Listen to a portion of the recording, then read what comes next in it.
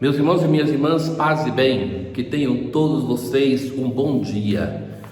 Hoje, na primeira leitura do livro do Levítico, nós vamos ouvir sobre o ano jubilar. O povo de Israel tinha duas instituições: aquela do ano sabático, que era o 7º ano, que se perdoava as dívidas, que se fazia a terra repousar, e depois de 7 anos sabáticos, o ano seguinte, ou seja, a cada 50 anos, era o ano jubilar.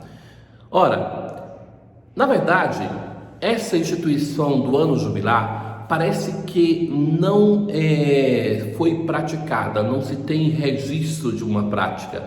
Contudo, era sempre um desafio para o povo de Israel viver isto que era um sinal da bondade, da misericórdia de Deus.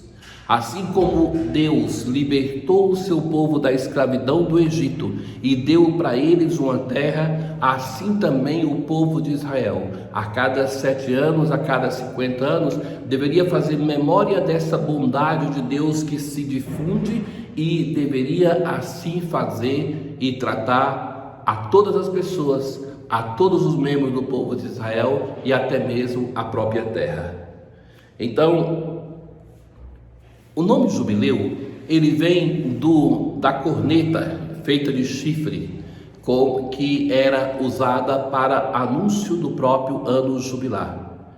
Então, nós temos hoje aqui o que se deveria fazer neste dia. Proclamareis a libertação, um jubileu. Cada um de vós poderá retornar à sua propriedade. Quando o povo de Israel chega na terra prometida, eles são distribuídos por tribos, cada terra confiada a uma tribo. Durante 50 anos eles vão se vendendo, vão se trocando, vão passando de um para o outro. Quando chega no ano jubilar, cada um volta para a sua terra de origem. Então todos aqueles que perderam a terra por qualquer condição, de novo tinham uma propriedade. Naquele ano não semeareis nem colhereis, porque a própria terra deve repousar, deve participar desta bondade de Deus e desta gratuidade do Senhor. Nesse ano de jubileu, cada um poderá retornar à sua propriedade. Se venderes ao teu conterrâneo ou dele comprares alguma coisa, que ninguém explore o seu irmão.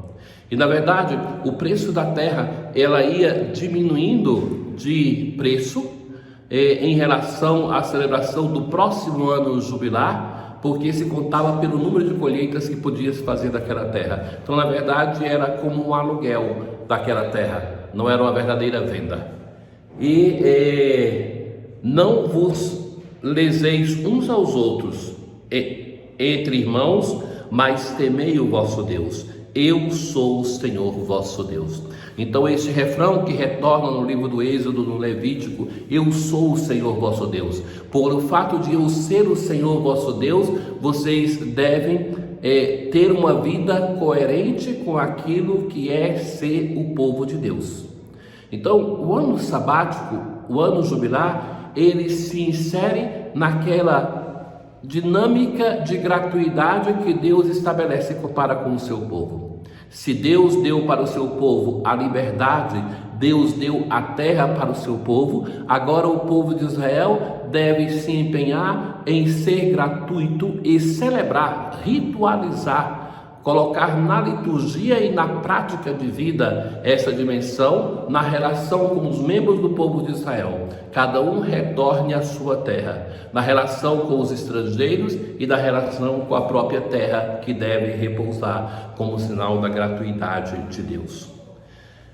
No Evangelho de hoje, nós temos a narração de Mateus do martírio de João Batista.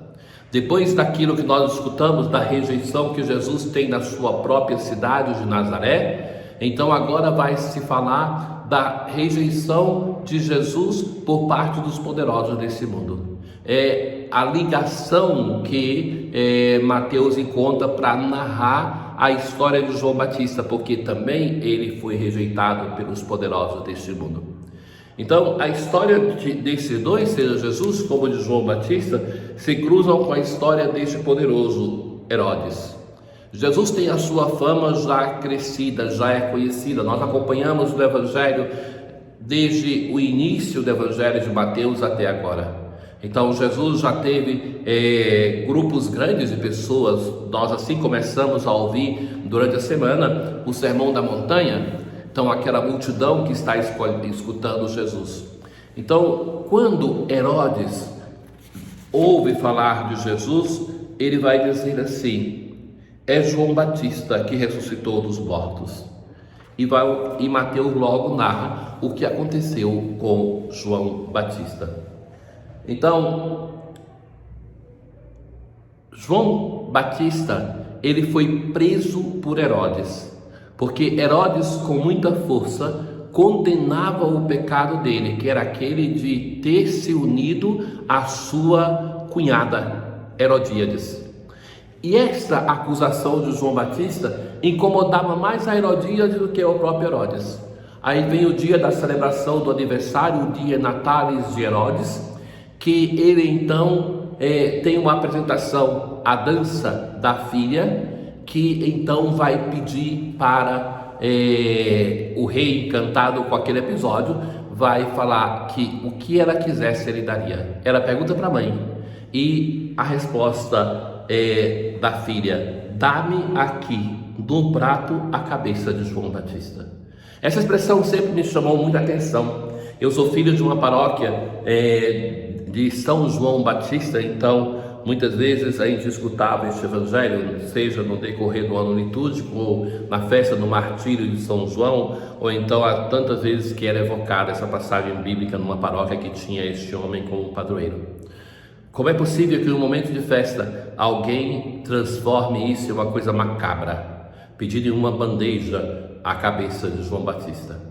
Ainda que fosse, por exemplo, de alguém no cárcere executar lá, não, mas não basta. Essa quer que seja ali, quero dar-me aqui, no prato, ou seja, aqui, agora, para que Herodes não tenha tempo de se arrepender. Herodes vai se demonstrar, como muitas vezes assim, um homem fraco, um homem que não tem nenhuma grandeza em matar alguém, é um sinal de fragilidade. E então, diante de todos os convidados, Herodes não tem coragem de voltar atrás. E então manda que os seus soldados devem ir ao cárcere, cortar a cabeça e trazem. E era então entregue à filha, que depois leva a cabeça para a mãe. Quem é o poderoso nessa história toda? Será que é Herodes, que não tem coragem, primeiro inconsequente daquilo que promete, mas diante daquilo que prometeu, é capaz ainda para manter a palavra dele como se tivesse um grande valor, para não voltar atrás? Será que é a mãe ou a filha, aquela que indica, aquela que pede? Será que são os convidados que não reagem diante de uma injustiça? Ou será que é João Batista, aquele homem do deserto, um homem pobre e miserável, que é capaz de com força denunciar até o pecado do poderoso Herodes? Mas quem é o grande forte da história é Deus, Deus o Pai, que envia os seus mensageiros como um profeta, chama esse João Batista desde o útero materno para uma vocação, dá a ele a missão de ser o anunciador da santidade e da justiça de Deus, e permite até mesmo que os poderosos dessa terra agem com injustiça diante do seu servo, não porque tem enviado o seu servo para morrer, mas porque é preciosa aos olhos de Deus a morte dos seus justos, dos seus santos.